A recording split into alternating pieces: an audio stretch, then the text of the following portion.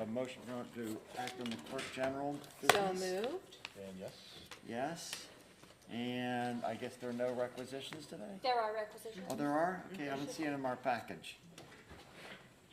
They're not there? I think they are. I saw Oh, where them are in the they? packet. Right here. Oh, okay, I'm sorry, it's in a different location. All right, thank you. So moved. And yes. Can you hold on just a second while I take a look at them?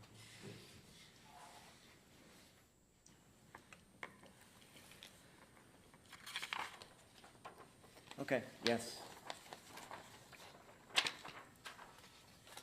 I have a few things that are for consideration not on the consent agenda.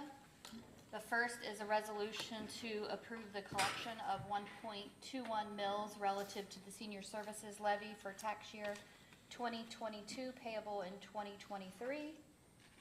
What's that mean? Is that, That's basically just affirming that the tax holiday for 2022 is over and you're going to begin collection next year. We actually should have done this when we reaffirmed the 2.57 mils going back on at the tax budget time.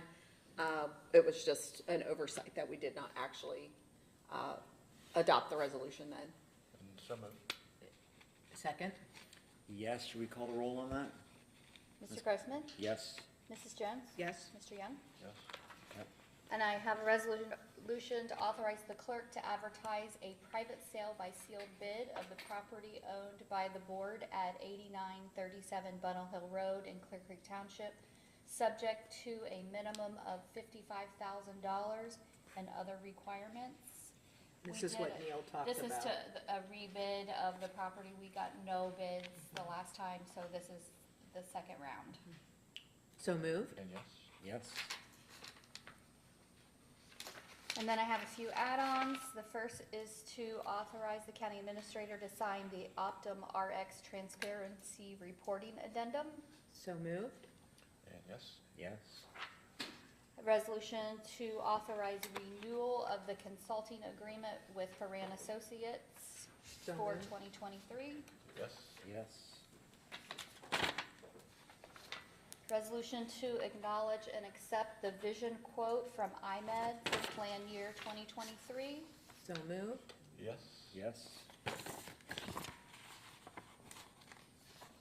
Resolution to enter into a renewal agreement with Charge Center and Associates for the administration of the S-125 health reimbursement arrangement for 2023.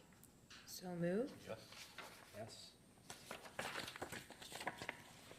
And the last one is an add-on to authorize the county prosecutor to file a joint application with the Common Pleas Court for appointment of special legal counsel relative to pending litigation against Judge Donald Oda in his official capacity as judge of Warren County Common Pleas Court General Division and representing Magistrate Carrie Heisel in her official capacity as magistrate of the Warren County Common Pleas Court and authorizing the execution of said application. Can I see that for a second? Sure. Thank you. And Adam is here Adam is if here. you have need an explanation. Yeah, Adam, could you explain this to us? Yes, sir. Morning, everybody. Your seat's up there, by the way. I'll talk into this. I'll talk into this microphone. Adam Neiswith, Assistant Prosecutor with the Warren County Prosecutor's Office. So there's been a complaint for writ of prohibition filed in the Supreme Court against Judge Oda and Magistrate Heisley, who's his magistrate, does a lot of the civil cases. It's a writ of prohibition arguing that they don't have jurisdiction to continue to hear a case involving attorney's fees. We have several cases pending in front of Judge Oda and Magistrate Heisley, where the prosecutor's office is litigating and representing other parties, like this board, the Board of Commissioners, Treasurer, Auditor, the Prosecutor's Office. And it's been alleged that to represent Judge Oda in one case and also practice in front of Judge Oda and representing other parties could have an appearance of impropriety. So to avoid any allegations that there be any conflict, we're just asking for a special counsel to be appointed to represent the judge in the prohibition case. Is this super rare, or judges get actions against them on occasion? I don't Yes. remember us just every time someone brings an action, we hire outside counsel, because that could get super expensive. You're right. Well, and this is going to be for Greene County has agreed to do it, and they're gonna do it pro bono at no charge. So it's not so much rare that the county prosecutor's office may say, hey, can you cover this? We might have a conflict, and we'll, sort of take turns covering for each other. So there's no charge for this. There's no hiring of outside counsel. It is more rare, but there's attorneys in common in all these cases that have said there could be a conflict here if we are, bringing a suit against the prosecutor's office, bringing a suit against the judge, and then in this other case, you're representing the judge. So we're taking the approach of saying, okay, fine, we'll get another prosecutor's office to handle this one case so we can keep the other cases moving. So you're actually counsel adverse to Judge, No, so I don't we are, understand the conflict. we are representing litigants in front of Judge Oda, Meeting us. meaning the commissioners, the treasurer, and David Fornshell in his official capacity. Okay, is that in the case that is against us by Mr. Hopkins? Is that Well, the case? just That's- in general. That's one of them. There's one regarding the prosecutor's office budget. There's one regarding Open Meetings Act and your public records. Those are two.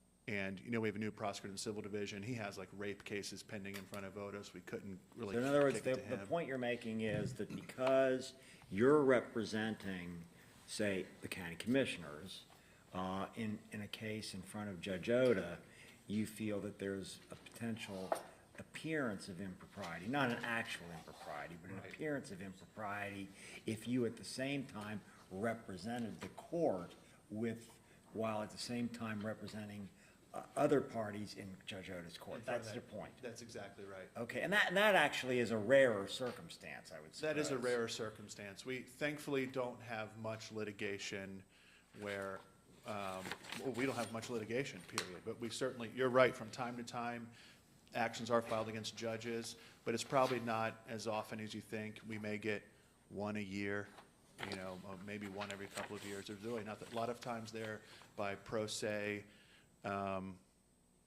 and maybe inmates at prisons or something like that have exhausted all appeals, and they'll try to file something against a judge. They're often dismissed quickly. So it's sort of, And it works out because you will do the same thing for Greene County. that's right. We're doing something now for Butler County. Hamilton County is helping us on a case. Greene County is going to help us on this one. And so we just sort of take turns doing those favors. Even if there's an appearance that there might be a conflict, we just want to get away from it to avoid, avoid that sideshow about whether or not there's a conflict. Okay. Is a motion? So moved. Yes? Yes? I have the motion that will be filed with the court, has to be signed by the commissioners and by David Fornshell, and we'll get that filed today. So if I could approach. A motion or what? Well, it's the application for It's the appointment. thing, it's what you Yeah. just I signed. just signed it. Oh, you signed, okay, great. Thank you. Thank you. Thanks, Adam. That's all that I had. All right, given that, the next thing is to go into executive session, and we've got a motion for that purpose. Does anyone want to make that motion? Sure.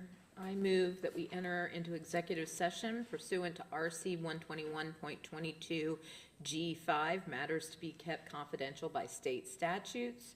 Specifically, RC 307.862C prohibits proposals from being made public until after the award of a contract, and further, these proposals contain confidential broadband network trade secrets as defined by RC 1333.61.